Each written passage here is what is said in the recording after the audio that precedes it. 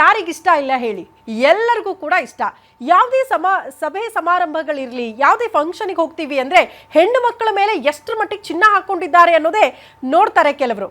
ಚಿನ್ನದ ಮೇಲೆ ಅವರ ವ್ಯಕ್ತಿತ್ವವನ್ನ ಅಳೆಯೋ ಕಾಲ ಕೂಡ ಬಂದಿದೆ. ಹಾಗಾಗಿ ಚಿನ್ನ ಇರಬೇಕಪ್ಪ, ಚಿನ್ನ ಇದ್ರೆ ಆಪತ್ ಕಾಲಕ್ಕಾಗುತ್ತೆ, ಅದ್ರ ಮೇಲೆ ಹೂಡಿಕೆ ಮಾಡೋಣ, ಕಷ್ಟ ಸಮಯದಲ್ಲಿ ಅಡ ಇಟ್ಟರು ಕೂಡ ದುಡ್ಡು ಸಿಗುತ್ತಲ್ಲ, ಅದ್ರ ಮೇಲೆ ಹೂಡಿಕೆ ಮಾಡಿದ್ರೆ ಯಾವತ್ತೂ ಕೂಡ ನಮಗೆ ಲಾಸ್ ಆಗೋ ಮಾತೇ ಇಲ್ಲ ಅನ್ನುವಂತಹ ವಿಚಾರಗಳು ಪದೇ ಪದೇ ಬರ್ತಾ ಇರುತ್ತೆ. ಹಾಗಾಗಿ ಹೆಣ್ಮಕ್ಳು ಏನಾದರೂ ಸೇವಿಂಗ್ಸ್ ಮಾಡಿದ್ದೀರಾ, ಬಹಳ ಇಷ್ಟನಾ ನಿಮಗೆ ಚಿನ್ನ ಅಂತ ಅಂದ್ರೆ ಖಂಡಿತ ಹೌದು ಅಂತಾರೆ. ಒಬ್ಬೊಬ್ಬ ಹೆಣ್ಮಗಳನ್ನ ಕರ್ಕೊಂಡು ಬನ್ನಿ, ಚಿನ್ನ ಇಷ್ಟ ಇಲ್ಲ ಅನ್ನೋರ್ನ ಖಂಡಿತ ಚಿನ್ನ ಇಷ್ಟ ಇಲ್ಲ ಅಂತ ಯಾರು ಹೇಳಲ್ಲ. ನಾವು ಮೈ ಮೇಲೆ ಹಾಕೊಳ್ಳೋಕೆ ಇಷ್ಟ ಇಲ್ಲದೆ ಇದ್ರೂ ಕೂಡ ಹೂಡಿಕೆ ಮಾಡೋಣ, ಆಪತ್ ಕಾಲಕ್ಕೆ ಬರುತ್ತೆ, ಕಷ್ಟ ಕಾಲಕ್ಕಾಗುತ್ತೆ, ಅದನ್ನ ಅಡ ಇಟ್ಟರೆ ದುಡ್ಡು ಸಿಗುತ್ತೆ ಅನ್ನೋ ಕಾರಣಕ್ಕಾದ್ರೂ ಹೂಡಿಕೆ ಮಾಡೇ ಇರ್ತೀರ. ಆದ್ರೆ ಈಗ ಪರಿಸ್ಥಿತಿ ಹೆಂಗಾಗಿದೆ ಗೊತ್ತಾ, ಚಿನ್ನ ಕೊಳ್ಳೋಕೆ ಯಾವ ಕಾಲ ಸಕಾಲನಪ್ಪ. ಇವತ್ತು ಕಡಿಮೆ ಆಯ್ತು ಅನ್ನೋಷ್ಟೊತ್ತಿಗೆ ಇನ್ನೊಂದು ವಾರ ಕಳೀತಿದ್ದಂಗೆ ಢಿಡೀರ್ ಅಂತ ಏರಿಕೆ ಆಗ್ಬಿಡುತ್ತೆ. ಮೋಸ್ಟ್ಲಿ ಈ ಬಾರಿ ನಿರೀಕ್ಷೆಗೂ ಮೀರಿ ಚಿನ್ನದ ರೇಟ್ ಹೈಕ್ ಆಗಿರೋದ್ರಿಂದ ಬಹುತೇಕರು ಪ್ರಶ್ನೆ ಮಾಡ್ತಾ ಇದ್ರು ನಿನ್ನೆಯಿಂದಲೂ ಕೂಡ, ಈಗ ಚಿನ್ನ ಕೊಳ್ಳೋದಕ್ಕೆ ಸಕಾಲನಾ, ಇದಕ್ಕಿಂತಲೂ ಜಾಸ್ತಿ ಆಗುತ್ತಾ, ಕಡಿಮೆನೇ ಆಗಲ್ವಾ, ಚಿನ್ನ ಕೊಳ್ಳೋಕ್ಕಾಗಲ್ವಾ, ಮಧ್ಯಮ ವರ್ಗದವರಿಗೆ ಚಿಂತೆಗೀಡು ಮಾಡಿದೆ ಈ ರೇಟ್. ಹಾಗಾದ್ರೆ ಚಿನ್ನದ ರೇಟ್ ಜಾಸ್ತಿ ಆಗುತ್ತಾ, ಕಡಿಮೆ ಆಗುತ್ತಾ, ಈಗ ಹೂಡಿಕೆ ಮಾಡೋದಕ್ಕೆ ಸಕಾಲನಾ? ಇಷ್ಟರ ಮಟ್ಟಿಗೆ ಚಿನ್ನದ ರೇಟ್ ಜಾಸ್ತಿ ಆಗೋದಕ್ಕೂ ಕೂಡ ಕಾರಣ ಏನು? ಆ ಕುರಿತ ಚರ್ಚೆನ ಇವತ್ತು ಡಿಬೇಟ್ ಅಲ್ಲಿ ಮಾಡ್ತಾ ಹೋಗ್ತೀವಿ. ಇದೇ ಈ ಹೊತ್ತಿನ ವಿಶೇಷ.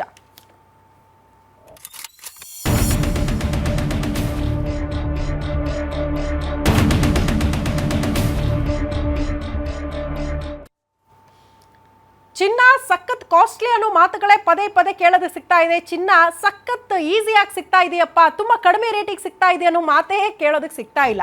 ಹಾಗಾಗಿ ಹೆಣ್ಣು ಮಕ್ಕಳಿಗೆ ಅತಿ ದೊಡ್ಡ ಚಿಂತೆ ಆಗ್ಬಿಟ್ಟಿದೆ. ಚಿನ್ನ ಕೊಳ್ಳೋದಕ್ಕೆ ಸಕಾಲ ಯಾವುದು, ಯಾವಾಗ ಹೂಡಿಕೆ ಮಾಡಬೇಕು, ಯಾವಾಗ ಕೊಳ್ಳಬೇಕು, ಕಡಿಮೆ ಆಗುತ್ತೆ ಅಂತಾರೆ, ನೋಡ್ತಿದ್ದಂತೆ ಢಿಡೀರ್ ಅಂತ ಏರಿಕೆ ಆಗ್ಬಿಡುತ್ತಲ್ಲಪ್ಪ, ಏನ್ ಮಾಡೋದು ಅಂತ ಯೋಚನೆ ಮಾಡ್ತಿದ್ದಾರೆ. ಚಿನ್ನ ಖರೀದಿ ಮಾಡೋದಕ್ಕೆ ರೆಡಿ ಆಗ್ತಾ ಇದ್ದವರು ಈ ಸ್ಟೋರಿಯನ್ನ ನೋಡ್ಲೇಬೇಕು. ದಿನದಿಂದ ದಿನಕ್ಕೆ ಹೆಚ್ಚಾಗ್ತಾ ಇರೋದು ಯಾಕೆ? ಬಂಗಾರದ ಬೆಲೆ ಪ್ರತಿದಿನ ಹೊಸ ದಾಖಲೆಯನ್ನ ಬರೆಯೋದಕ್ಕೆ ಮುಂದಾಗ್ತಾ ಇದೆ. ಬಂಗಾರದ ಬೆಲೆ 2025ರಲ್ಲಿ 39% ಹೆಚ್ಚಳ ಕಂಡ ಚಿನ್ನದ ರೇಟ್ ಫೆಬ್ರವರಿಯಿಂದ ಈ ತನಕ 10 ಗ್ರಾಂ ಚಿನ್ನಕ್ಕೆ 50,000 ರೂಪಾಯಿ ಹೆಚ್ಚಳ ಆಗಿದೆ. ಶೀಘ್ರವೇ 1.5 ಲಕ್ಷ ಗಡಿ ದಾಟಬಹುದು, ಅಂದ್ರೆ 1.5 ಲಕ್ಷ ಗಡಿ ದಾಟಬಹುದು 10 ಗ್ರಾಂ ಚಿನ್ನದ ಬೆಲೆ ಅಂತ ಹೇಳ್ತಿದ್ದಾರೆ ತಜ್ಞರು. 2026ರಲ್ಲಿ 10 ಗ್ರಾಂ ಚಿನ್ನದ ಬೆಲೆ 2 ಲಕ್ಷ ದಾಟುವ ನಿರೀಕ್ಷೆ ಇದೆ ಅಂತೆ.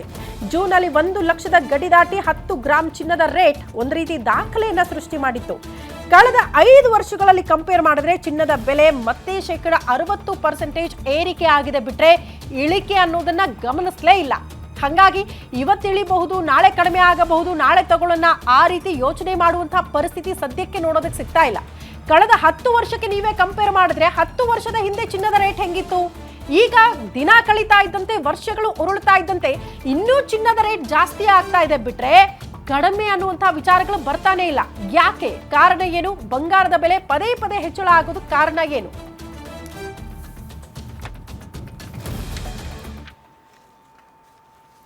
ಸೊ ನಾನು ಆರಂಭದಲ್ಲೇ ಹೇಳ್ದಂಗೆ ಬಹುತೇಕರಿಗೆ ಪ್ರಶ್ನೆ, ಬಂಗಾರದ ರೇಟ್ ಕಡಿಮೆ ಆಗುತ್ತಾ ಅಥವಾ ರೇಟ್ ಜಾಸ್ತಿ ಆಗ್ತಾ ಇರೋದಕ್ಕೆ ಕಾರಣ ಏನು? ಹೂಡಿಕೆ ಮಾಡಬಹುದಾ? ಈ ಹೂಡಿಕೆ ಮಾಡಿದ್ರೆ ಸರಿನಾ?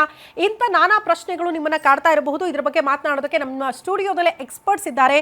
ಪ್ರಮುಖವಾಗಿ ರಾಜ್ಯ ಜ್ಯುವೆಲರಿ ಅಸೋಸಿಯೇಷನ್ನ ಖಜಾಂಚಿ BV ರವಿಕುಮಾರ್ ಸರ್ ಇದ್ದಾರೆ. ಸರ್ ನಮಸ್ತೆ, ಕಾರ್ಯಕ್ರಮಕ್ಕೆ ಆತ್ಮೀಯ ಸ್ವಾಗತ. ನಮಸ್ಕಾರ. ಹೆಣ್ಣು ಮಕ್ಕಳಿಗೆ ಒಂದೇ ಚಿಂತೆ ಸರ್, ಯಾವ ಬಂಗಾರದ ರೇಟ್ ಕಡಿಮೆ ಆಗುತ್ತೆ ಅಂತ.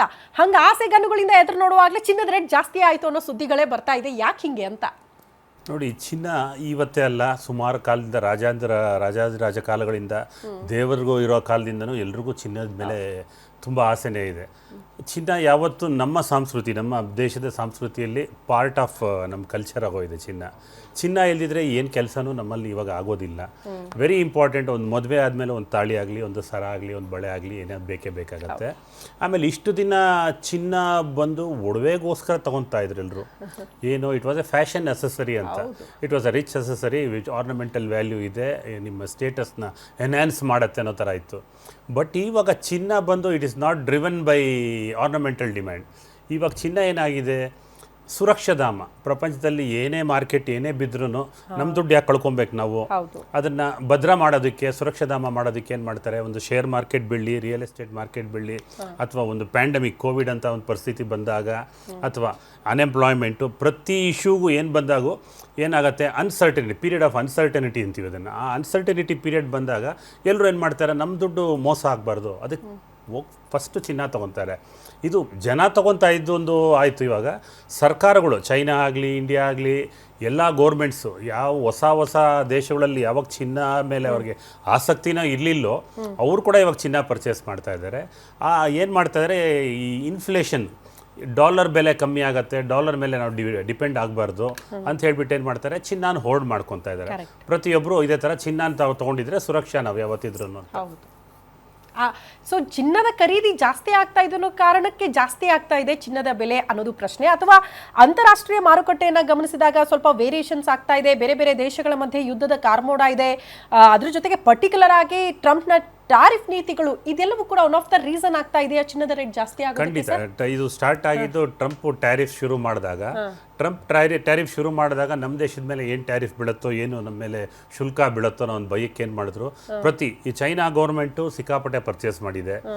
ಮತ್ತು ಇಂಟರ್ನ್ಯಾಷನಲ್ ವಿಪರೀತ ಒಂದು 10-12 ದೇಶಗಳು ಯಾವತ್ತು ಚಿನ್ನನೇ ಪರ್ಚೇಸ್ ಮಾಡದಿರೋಂಥ ದೇಶ ಕೂಡ ಇವತ್ತು ಪರ್ಚೇಸ್ ಮಾಡಿದೆ. ನಮ್ಮ ದೇಶನೂ ಅಷ್ಟೇ, ಇಂಡಿಯಾನಲ್ಲೂ ರಿಸರ್ವ್ ಬ್ಯಾಂಕು ಸಿಕ್ಕಾಪಟ್ಟೆ during month of June, July, September ಆ ಟೈಮಲ್ಲಿ ಸಿಕ್ಕಾಪಟ್ಟೆ ಪರ್ಚೇಸ್ ಮಾಡಿದೆ. ಇದು ಕಾಲಾಂತರಿಂದ ಇದೇನು ಹೊಸದೇನಲ್ಲ, ಇದು ಆ್ಯಕ್ಚುಲ್ ಆಗಿದ್ದು. ಇದು ಇವಾಗ ಪ್ರಪಂಚಕ್ಕೆ ನಮ್ಮ ಹಿರಿಯರು ಪ್ರಪಂಚಕ್ಕೆ ಕಳಿಸ್ಕೊಡ್ತಾ ಇದ್ದಾರೆ. ನೋಡಿ, ಈಗ ನಮ್ಮ ಮನೆಗಳಲ್ಲಿ ದೊಡ್ಡವ್ರು ಏನು ಹೇಳ್ತಿದ್ರು, ಏನೇ ಆಗಲಿ ಸ್ವಲ್ಪ ಚಿನ್ನ ತೆಗ್ದಿಡು ಅಂತ ಇದ್ರು. ಏನಕ್ಕೆ, ಮುಂದಕ್ಕೆ ಮಕ್ಕಳಿಗೆ ಮದುವೆ ಅಥವಾ ಒಂದು ಮುಂಜಿಗೆ ಬೇಕಾಗತ್ತೆ ಅಂತ. ಇದನ್ನ ಇವಾಗ ಏನಾಗಿದೆ, ಇಡೀ ಪ್ರಪಂಚ ಕಳ್ತಿದೆ. ನಾವು ಪ್ರಪಂಚಕ್ಕೆ ವಿಶ್ವಗುರು ಆಗೋಯ್ದು ಇವಾಗ. ಯಾರು ನಮ್ಮ ಹಿರಿಯರು, ಸರ್ಕಾರ ಅಲ್ಲ.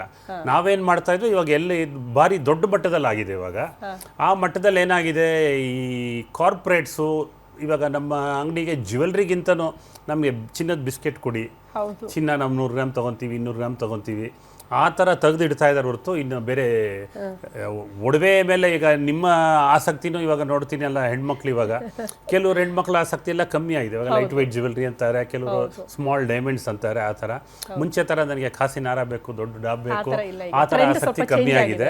ಸೊ ಜ್ಯುವೆಲ್ರಿ ಡಿಮ್ಯಾಂಡ್ಗಿಂತನೂ ಈ ಹೋರ್ಡಿಂಗ್ ಡಿಮ್ಯಾಂಡ್ ಜಾಸ್ತಿ ಆಗಿದೆ. ಕರೆಕ್ಟು. ಬಟ್ ಯಾವಾಗ ರವಿಕುಮಾರ್ ಸರ್, ಈಗ ಚಿನ್ನದ ರೇಟ್ ಕಡಿಮೆ ಆಗೋ ಸುದ್ದಿ ಕೇಳೋದು ಯಾವಾಗ? ಅಂಥದ್ದೊಂದು ಸಾಧ್ಯತೆಗಳನ್ನ ನಿರೀಕ್ಷೆ ಮಾಡಬಹುದಾ? ಹಿಂಗೆ ಅನ್ಕೊಂಡು ವರ್ಷಗಳು ಉರುಳ್ತಾ ಇದೆ ಬಿಟ್ರೆ ಯಾವತ್ತೂ ಕೂಡ ಕಡಿಮೆ ಆಗಿದ್ದ ಸುದ್ದಿನೇ ಕೇಳಲಿಲ್ಲ ಹೆಣ್ಮಕ್ಳು ಅಂತ. ಇವಾಗಿರೋ ಪರಿಸ್ಥಿತಿಯಲ್ಲಿ ಚಿನ್ನದ ರೇಟ್ ಕಮ್ಮಿ ಆಗುವಂತ 100ರಲ್ಲಿ 1 ಸೂಚನೆನೂ ಕಾಣ್ತಾ ಇಲ್ಲ. ಇನ್ನು ಜಾಸ್ತಿ ಆಗುತ್ತೆ. 100ರಲ್ಲಿ 99 ಸೂಚನೆ ಇನ್ನು ಜಾಸ್ತಿ ಆಗತ್ತೆ ಅಂತ ಹೇಳತ್ ಹೊರತು ಕಮ್ಮಿ ಆಗತ್ತೆ ಅಂತಿಲ್ಲ. ಕಮ್ಮಿ ಆಗೋ ಪರಿಸ್ಥಿತಿ ಯಾವಾಗ ಹೇಳಿ? ಪ್ರಪಂಚ ಸುರಕ್ಷವಾಗಿದೆ, ಎಲ್ಲೂ ಯುದ್ಧ ಇಲ್ಲ, ಪ್ರೊಡಕ್ಟಿವಿಟಿ ಇದೆ, ಆಮೇಲೆ ಎಂಪ್ಲಾಯ್ಮೆಂಟ್ ಆಪರ್ಚುನಿಟಿ ಇದೆ, ಶೇರ್ ಮಾರ್ಕೆಟು ಬೇರೆ ಮಾರ್ಕೆಟಲ್ಲಿ ರಿಟರ್ನ್ಸ್ ಬರ್ತಾ ಇದೆ, ಎಲ್ಲೂ ಯಾವ ತೊಂದರೆ ಇಲ್ಲ ಅನ್ನೋವಾಗ ಇದ್ರೆ ಯಾಕೆ ಚಿನ್ನ ತೆಗಿಬೇಕು? ನಮಗೆ ಬ್ಯಾಂಕಲ್ಲಿ ಇಂಟ್ರೆಸ್ಟ್ ಜಾಸ್ತಿ ಬರುತ್ತೆ, ಕಾರ್ಪೊರೇಟ್ ಇದರಲ್ಲಿ ಇಂಡಸ್ಟ್ರಿಯಲ್ಲಿ ನಮ್ಗೆ ಪ್ರಾಫಿಟ್ ಬರ್ತಾ ಇದೆ ಅನ್ನೋವಾಗ ಯಾರು ಚಿನ್ನ ತೊಗೊಳಲ್ಲ. ಸೊ ಇವಾಗ ಏನಾಗಿದೆ, ಡಾಲರು ಬೇರೆ ಎಕ್ಸ್ಪೆನ್ಸಿವ್ ವೀಕ್ ಆಗ್ತಾ ಇದೆ, ನಮಗೆ 91 ರೂಪಾಯಿ ಆಗೋಯ್ತು ಇವಾಗ NRಗೆ ಕನ್ವರ್ಷನ್ನು. ಈ ಥರ ಇರೋ ಪರಿಸ್ಥಿತಿನಲ್ಲಿ ಏನು ಮಾಡ್ತಾರೆ, ಚಿನ್ನನೇ ಸೇಫು. ಜೊತೆಗೆ ಈ ವರ್ಷದಲ್ಲಿ ಚಿನ್ನ 60% ಅಪ್ರಿಷಿಯೇಷನ್ ಕೊಟ್ಟಿದೆ. ಬೆಳ್ಳಿ ಬಂದು ಆಲ್ಮೋಸ್ಟ್ ಡಬಲ್ 100% ಅಪ್ರಿಷಿಯೇಷನ್ ಕೊಟ್ಟಿದೆ. ಈ ಥರ ಇರಬೇಕಾದ್ರೆ ಕುತೂಹಲ ಹೆಂಗಿರುತ್ತೆ ಹೇಳಿ? ನಾವು ಯಾಕೆ ಚಿನ್ನದ ಮೇಲೆ ಕಾಸು ಹಾಕ್ಬಾರ್ದು? ನಾವು ಒಡವೆ ಬೇಕೋ ಬೇಡೋ ಅದು ವಿಷಯ ಬೇರೆ.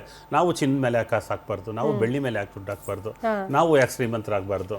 ನಾವು ಯಾಕೆ ಸೇಫು ಸುರಕ್ಷೆಯಿಂದ ಇರಬಾರ್ದು ಅನ್ನೋದು ಆ ಡಿಮ್ಯಾಂಡ್ ಮೇಲೆ. ಅದ್ರ ಜೊತೆಗೆ ಇದು ಆ್ಯಡ್ ಆಗಿ ಇನ್ನೂ ಡಿಮ್ಯಾಂಡ್ ಜಾಸ್ತಿ ಆಗಿದೆ. ಯಾವಾಗ ಸ್ಕೇರ್ಸಿಟಿ ಆಗುತ್ತೋ ಬೆಲೆ ಜಾಸ್ತಿ ಆಗ್ತಾ ಇರುತ್ತೆ,